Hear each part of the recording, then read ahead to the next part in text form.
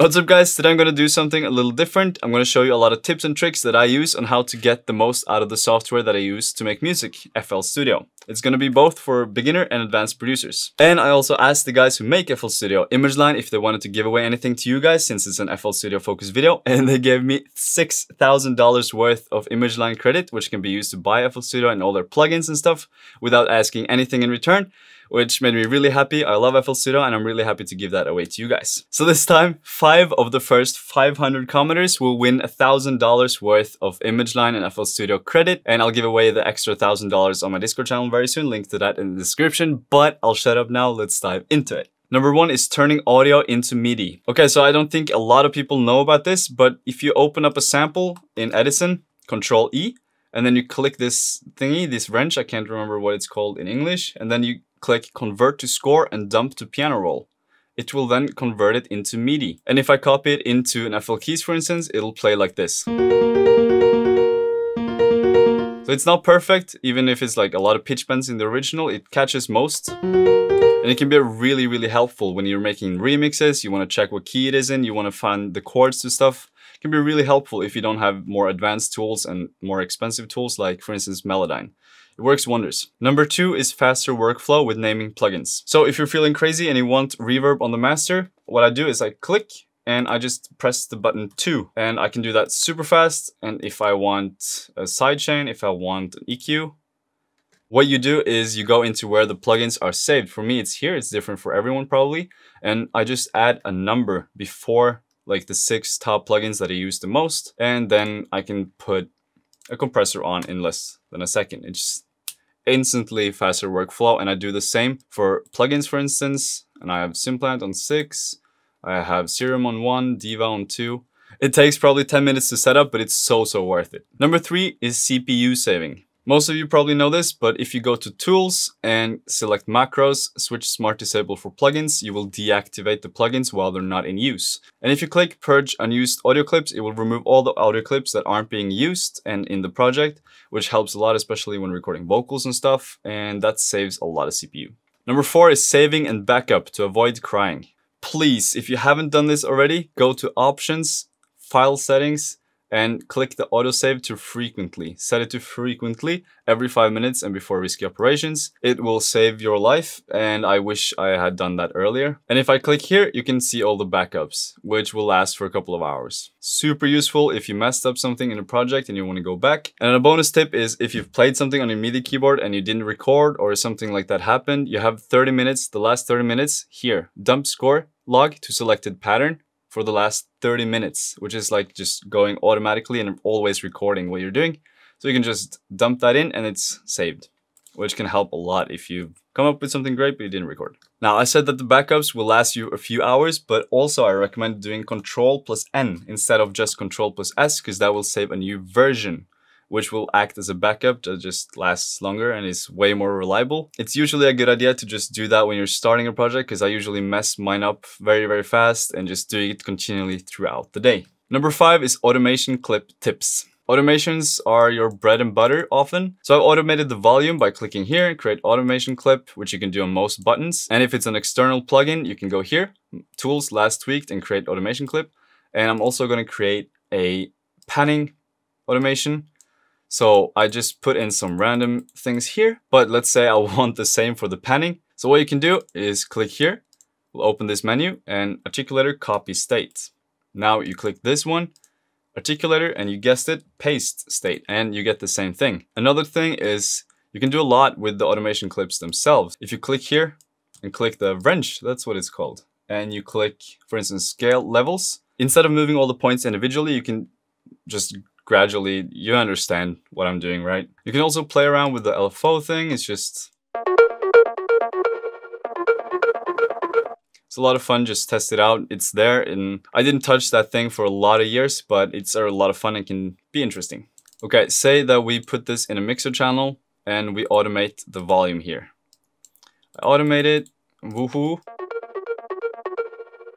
And we decide we don't want this automation clip anymore, we delete it. But then it seems that it's still in the project somehow. So I go and I delete this, the automation clip itself. So that should be fine, right? Wrong. I just struggled with that for so long. So what you can do is you go to current project, patterns, initialize controls, and here you can delete the event. Now it's officially gone from the project. Number 6 is quick rendering. If you want to quickly render something, I have 2 options that I usually go for. I either just select the thing here and I right click this button. I make sure that it's saved somewhere safe. I enter and then Alt, right click and press enter. Then it's going to render out that bit. Another way to quickly render is open Edison, click record and play whatever you want. And then you can just drag it out. And then you have it. Okay, so now we've rendered this. It sounds amazing, right? We want a reverse reverb into it because I do that a lot. Number 7 is quick reverse reverb. What I do is click and Control E to open it in Edison, Control R to apply reverb, enter, Alt left, and just drag it out, and you have a reverse reverb. It can save you a lot of time in the long run, and with enough practice, and there you have a reverse. It's pretty efficient. It's less than a second. Number 8 is mixer channel workflow. Okay, so I'm gonna put this into a new mix bus, Control L. What I'm gonna do is just slap on a lot of effects here. Okay, so let's say this is an incredible mix chain and I want it on something else. You can click here, right click, file, and drag save mixer track state as, and it will just automatically appear in the next one you drag it to. That saves me a lot of time.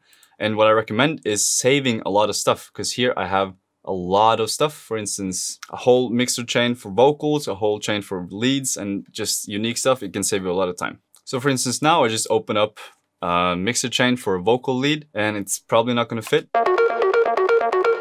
And if I want that on on the dubs, for instance, on the sides of the vocal, just slap it over there. It's super efficient, and remember to save your best mixer channels, strips, things. Number 9 is mixer tricks. So as I said, Control L will find a new mix bus for you. If you're starting to run out of channels, what you can do is Control and click down. So what happens to me a lot is I run out of mixer channels, then I just go through the project, I listen through, and I only mark the ones that I'm actually hearing, I color them, and the ones that aren't in use, I just select like this. You can also Control Shift, and I click reset selected tracks to default. It's a new feature, I think, in FL20, which helped my life in ways you can't imagine. I had to do it manually before. So thank you, FL. I like that. What's also important in the mixer is to understand the chain of command. You have stuff in the playlist, you have it in the pattern, and this goes into, for instance, this mixer channel. Now that signal gets transported into the mixer channel, and from the top down, it goes through the effects. So it matters which order your effects are in, which then runs into the master chain. So if you, for instance, don't want your reverb to be distorted, put it after the distortion, and so on. So you can easily do that by clicking the mouse wheel, not clicking, I meant just scrolling it, and you can just scroll through. It's really easy to scroll plugins, and it's a bit fun as well because the mouse is sort of following. I find it funny. While we're at it with the order of stuff and it goes into the master, you can also have it click here to also go into here. If you only want it to go into one channel instead of splitting up, you can just deselect that or just right click and route to this track only. And this will then go back into the master. So that can be really helpful if you want to group stuff together before it goes into the master and stuff like that. 10. Ways to cut stuff. So let's say you want to cut this sample somehow. Your default mode is B, which is paint, that's the shortcut, and I click C to go into slicer tool or cut tool or whatever. To go back, you click B again, but C, you can now drag and slice wherever you want. And if you right click while you're in cut mode, you will see a red line instead of just the blue one. What this means, it will cut the smaller half. For instance, if I try and cut over here, it will cut the smaller half. If I try to cut here, it will always cut the smallest part of the sample, or the least half. You understand what I'm saying, right? We also have this thing, chop tool, in the menu, where you can dull, medium, or sharp it, which will just cut it based on the transients, and you can cut it slowly. While we're at it, I just clicked Control Z to go back, and you can right click up here to go into the full history. So this brings me on to number 11. Help me, I messed up. Let's say you cut it, and you delete that, but you didn't want to do it. Control Z brings it back to life real quick. Now, if you click Ctrl Z again, it will just go back to what you had. And here you can see the full history of all the backup sort of undo levels that you can go back, which are quite many because I've set it to options, general settings, and then the undo history, maximum undo levels. I have that at 100. Oh, you can do more than 100 now. Ooh, that's cool. Whoa, I didn't know that. I thought it was just 100. I'll keep it to 100 because I like what's familiar, but it's a good trick. It's a lot of undo stuff. That's good. I like that. Number 12, touch samples the right way. So you want to do something to this, but you're afraid you will mess it up, or you just want to duplicate it and do something else with it. I did it automatically now, but you click here and then you click make unique or M. That will just hit make unique for you. And then I already made it unique, so this pops up. So what you do with this now, you can pan it to the side and this will not be affected. Most of you probably know that, but it's a really, really good thing to know in and out. And this also works with automation clips, which can be very handy. Let's say we want to switch it up over here, and then we can just mess it out and we click C to cut it, and then we can cut this and then cut back into this. And now we have a different automation clip around here. Now that I was dragging this around, I noticed that I was snapping to the grid, which means you can go in here and go to, for instance, none if you want full control. But what you can easily do is just hold in Alt. It's probably Command for Mac users. I'm sorry for doing everything computer, but you probably understand. And then it will loosen from the grid whatever you're doing. This works inside the piano roll and all of that stuff as well. And while we're at buttons up here, the stretch button will allow you to, when you drag stuff, it will stretch it. And you can go into here and select different modes. For instance, auto will follow the pitch, but if you just do resample, the pitch will change. So you can just test out different algorithms there. And remember to declick here, which can help round off those harsh edges when it's just audio is just stopping like this. It can often create clicks, which you can get rid of by using this. I usually just use the generic one, which will create a sort of a little fadey at the end. I noticed I did something that's quite nice to mention. Holding down the Alt and right click button. That will let you play whatever it is that you're hovering over and include all the automation clips, which is super nice. And you can do the same, for instance, in piano roll, which will work like this. Sounds amazing, right?